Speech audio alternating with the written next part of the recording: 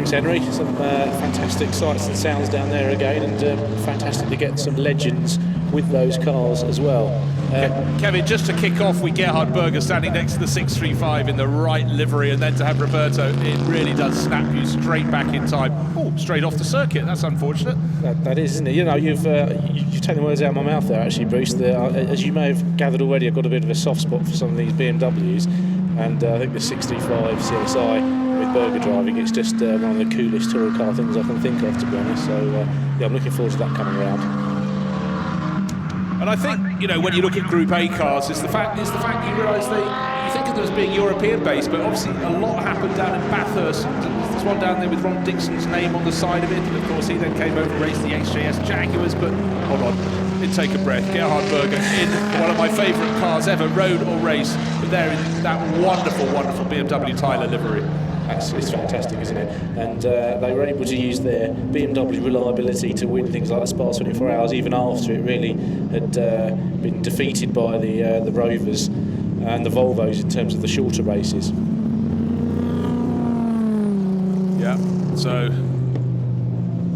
always enjoyed driving those BMW M6, possibly one of my favourite road cars of the time. Very, very wheelsy. I was very fortunate that I blew the engine up on my own E30 325, and my dad lent me his M6 for a few months while I got it fixed, which was probably the best car failure I've ever had. I think your father went above and beyond. He did, yes. Okay, now starting to understand the Turner family fixation with BMWs. But one of the beauties is seeing it just run around with the little MG Metro turbos in there, and then the least likely racing car to most people, the Volvo 240 Turbo. But by golly, they were quick in period. They were. And you were saying about Australia, that they went down there and they were competitive down in Bathurst and the Australian Touring Car Championship. And that was one of the great successes of Group A, wasn't it? It's easy to forget that it was a worldwide category, which is, of course, why we had the very first World Touring Car Championship in 1987. Yeah, quite so. Those were heady days. They almost had to sort of... I can't remember how many cars started down at Monza for the finale, 36 or something, and they were all with quality drivers. Yes, covered by not very much from front to back, I think we could say. So a few of them popping into the pits, but don't forget, a lot of these cars haven't done a lot of running recently. It's great to see them out, but there may be a few failures. But Richard Postins, we saw him pulled off in the number 22. He's got it round to the grid, so obviously what the problem was, maybe driven past. Oh no, sorry, he was in the Rover, wasn't he? No, he was in number 27, the Marlboro Rover. Volvo. So at the back, a car that was it a touring car? Was it not a touring car? Jaguar XJS. The court is still out on that one. It's not really, is it? But it's still fantastic to see. And that, of course, that not only won the European Touring Car Championship, but they did. Tom Walkinshaw took 3 cars down to Bathurst for 1985 and ended up winning. And of course, actually, Holden entered the World Touring Car Championship a couple of rounds as well, didn't they? A couple of years later.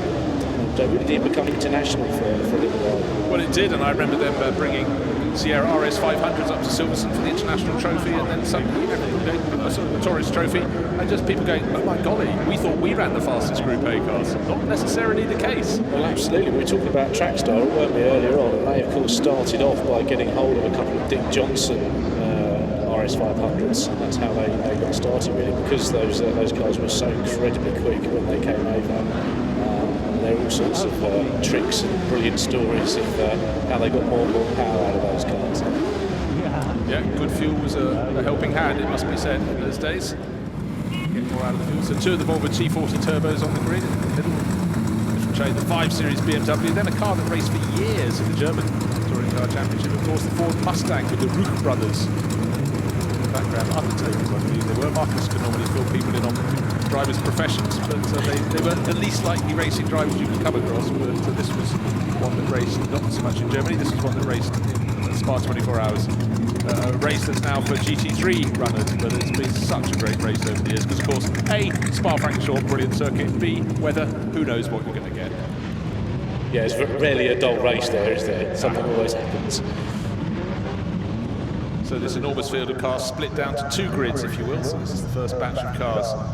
That mixture of Rovers, BMWs of various body shapes, the Volvos, the Jaguar XJSs, and all those liveries that we remember. And as Henry pointed out in the collection area, the fact it's 30 odd years ago does make one feel really quite strange. It's amazing, isn't it? And this is the early part of Group A. Because actually the Rover SD1 was both right in saying it was a Group 1 and then a Group A car, wasn't it? It went across the Yes, I think it did straddle. And of course we'll see the Group 1 versions out again later in the Jerry Marshall Trophy. This is the Group A car. I think it's safe to say, Kevin, at this point, some of the homologation was quite positive, you could say. And in terms of some of the body parts, someone who should remain nameless was about to do an interview with one of the drivers, and he just happened to lean on one of the cars, and his hand nearly went straight through the boot lid. It was so paper thin. There are fantastic stories, aren't there? I think somebody at Tom Walkinshaw was once dispatched to America to try and find the spec of Volvo that was allegedly allowed them to get it homologated. And when they eventually found a dealer who had a box of the parts out the back, so that if you knew what to ask for, you could technically buy it, but it wasn't exactly standard fitment at every dealership, and that was the kind of kind of homologation trickery that went on. Exactly. Ever has the history of particularly touring car racing been filled with homologation stories. Absolutely. Well, there was the smaller scale Rover SD1s. That was another one, wasn't it? Nigerian wheel arches. Actually, we're talking about Bathurst just then. Of course, the Eggenberger ISO 100s got thrown out from there within '87, didn't they? So they got quite political at times, but the cars that actually hit the track were fantastic and spectacular. I think it was a period of adjustment for the Aussies to have the European touring car races come over and challenge them on their home patch. They didn't like it to start with, but it did lead to the event being really, really cosmopolitan. But right now, I'm just going to enjoy the BMW 635 moment with Gerhard Berger, original livery, original driver, afternoon sunshine, courtesy of Goodwood. It looks perfect. Oh, it sounds good, doesn't it? It does. That straight six never fails to disappoint. Or not disappoint. One of my sort of motorsport or what ifs is if they'd got the M6 homologated with the 24 valve engine. Because obviously in the M1 that was tuned to 450 brake horsepower in the race car. I always wondered whether a 6 Series with 450 brake might have delayed the onslaught of the turbocharged Fords that we see in a minute. Because obviously it's lower slung, good handling chassis with a bit more power. I think that could have been quite an interesting mix. Yeah, well, in fact, interesting mix is the sort of whole subject of touring car races. The background of the shot, the foreground you have the BMW, in the background the sit up and beg Volvo 240 Turbo, oh so quick, oh so turbocharged. Yeah, it's even now it's hard to look at it and think how was that quick, but it was very effective. Excuse me, you've forgotten your aerodynamics. Yes.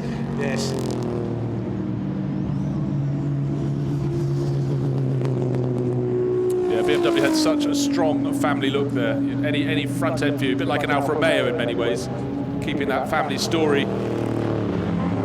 going. But if you look out around the circuit, the Volvos are really bobbing around. They really, as you touch the brakes, the front end comes down Gerhard, whacking a curb on the inside as he starts to pick up the pace in his 635 CSI.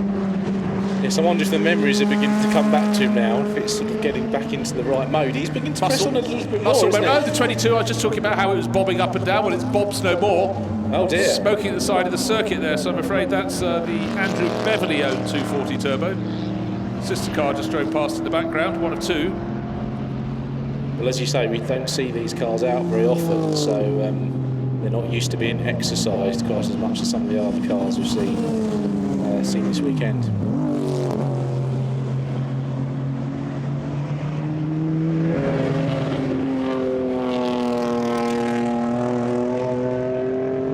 Little MG Metro Turbo, one of a duo of those that will be out, very much the different shape. Malcolm Harrison and Patrick Watts. Is that Patrick on board? I think it could be in the 48. No, that's the 46 car. I think he was in the 48, so that could be Malcolm Harrison then. Partners in crime, many a race. Isn't it? It's not on the grass, which makes me think this is not Patrick, because he does, even on the demos, he likes to press. Oh, who is on the grass? Mr. Berger appears to have gone off in the BMW. He's enjoying himself a bit too much, unless, of course, the Volvo's laid down some oil somewhere. Well, in fact, the Volvo had pulled off just around that part at Lavant, and that was at Lavant that Gerhard went off. So presumably he went off at Lavant between the two corners, otherwise he'd been in the gravel trap. But anyhow, he is back on board the ICS Andy Rouse Engineering Rover. Treating us all to the side of that. Again, that's Nigel Garrett on board. Yes, they made a great sound as well. They did, and Andy, I was speaking to both Andy Rouse and Tim Harvey about the comparison between the Rover and of course the RS500s that we see later, and obviously the RS500s were much more spectacular and quicker, but the Rover was a much better handling car, better balance, easier to drive, more usable really, and of course Tim Harvey was still capable of winning races outright in as late as 87. I mean, after that, because it was really a little bit too old, and the RS500 won everything for about 3 years, really, until it was replaced by the new 2-litre regulations. Yes, but weren't they like, well, we'll see them shortly, it was like a cluster bomb having the RS500s coming down to any wide section of, say, Silverstone or Brands Hatch. It was just unbelievably manic. Well, they couldn't get really the wide enough tyres on there, could they, because of the wheel arch restrictions. So they were always a little rather overpowered and under-tired, which is a pretty good combination to start off with for any racing car if you want. Yes, and they wondered why they were popular. Yes. So the 528i out on the circuit, that is number 2 with Richard Hope on board. Didn't really get to see a lot of those racing in the UK, very much more Belgian and European and German-based series had a plethora. Actually, the French series often used to have a lot of BMW 528i's in that. Yes, and doesn't it look, it looks just a very sort of smooth shape, doesn't have any wings or flicks or anything. It's a very sort of straight saloon shape. Yeah, quite so. And in fact, that was the purity of the BMW design in the period. Very slim pillars, all look very tidy indeed. But certainly, I think no one could complain if I described the Ford Mustang of this period as squat. Yes, I was just thinking how that's not really a touring car either, really. Technically, is it? It's a bit like the XJS. It's more of a coupe than a saloon. No, quite so. I think as coupes go, certainly the Mark 1 Mustangs have a little bit more space in the back.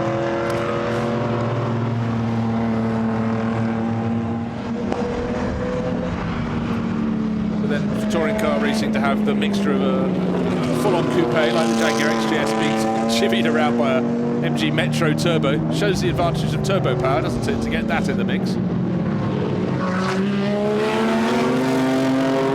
Quite nice touch, all the homologation and sort of scrutineering stickers on the back side window of the XJS number 2.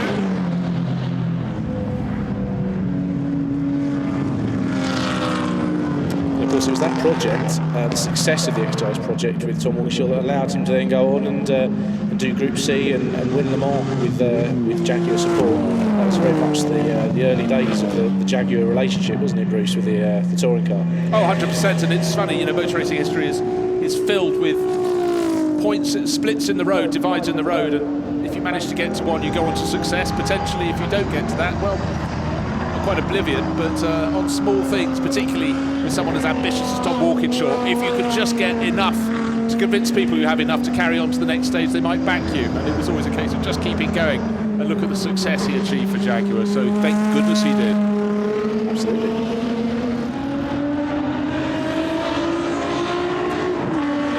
Well, Berger seems to be pressing on again now. He's not been not too worried about his off. Oh, he's got the checkered flag. Yeah, no, they put it out specifically for him, you see.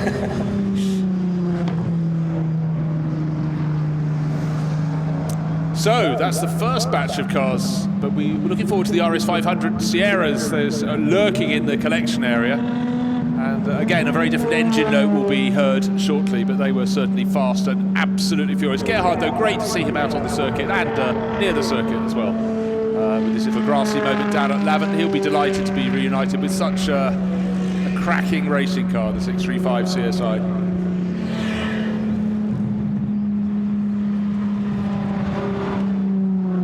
So what treats we have in store. Not does the racing just get better and better at Goodwood at the members meeting, but certainly these demos are really good. These are demos where the cars are driven not at full speed, but certainly have a good bite at it, and it's great to see them out again and beautifully arranged to certainly wet my whistle. They're so well turned out, they're so well prepared, they really look the business. Yes, and in many ways, if it's something that encourages people to complete their projects they've got sitting in their garage, a good thing too, because we all love to see the cars from our past. That's why we're all here. I think events like Goodwood and Silverstone Classic have been a catalyst for lots of people to get cars back together again, and in some cases launch new series. Yeah, quite so.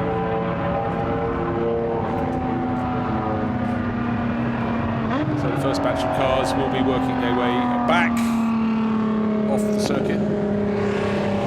The car that led them out, Gerhard Berger, the 635 CSI BMW, looking as good now as it did then.